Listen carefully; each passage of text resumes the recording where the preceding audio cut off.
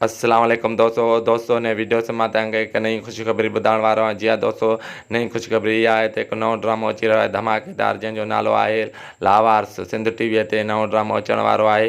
हिन ड्रामे में कहिड़ा कहिड़ा एक्टर्स कमु कंदा ऐं हीउ ड्रामो कॾहिं रिकॉर्डिंग कयो वेंदो, मां तव्हांखे हिन वीडियो में ॿुधाइण वारो आहियां। पर दोस्तों, असांजी हिकु नंढी गुज़ारिश आहे, जेकॾहिं तव्हां मुंहिंजे यूट्यूब चैनल खे सब्सक्राइब न कयो त महिरबानी करे मुंहिंजे यूट्यूब चैनल खे ज़रूरु सब्सक्राइब कंदा। हलूं था पंहिंजे मेन वीडियो जी तरफ़। दोस्तों, हिकु नओं ड्रामो अची रहियो आहे जंहिंजो नालो आहे लावारिस। हीउ ड्रामो अनक़रीब जेको आहे रिकॉर्डिंग थियण वारो आहे। धमाकेदार हीउ ड्रामो ॿुधायो पियो वञे, एक्शन ड्रामो, लव स्टोरी बि हिन ड्रामे में आहे। ऐं दोस्तों, मां तव्हांखे ॿुधाईंदो हलां त निसार शाह, बिलावल खोखर, आबाज़ गुल ओढाणो, मजू सतार लाड़, इन खां अलावा काफ़ी मशहूरु अदाकार हिन ड्रामे में कमु कंदा।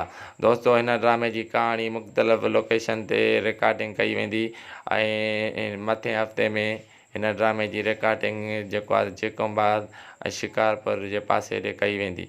दोस्तों, मां तव्हांखे ॿुधाईंदो हलां त हिन जो डायरेक्टर मुमताज़ ख़ासकली आहे ऐं जेको आहे मुमताज़ ख़ासकली पाप नगर ड्रामे जो डायरेक्टर आहे। हीउ ड्रामो बि उनखे मिलियो आहे। दोस्तों, उमेदु कयां थो त हीउ वीडियो तव्हांखे ज़रूरु पसंदि आयो हूंदो। महिरबानी।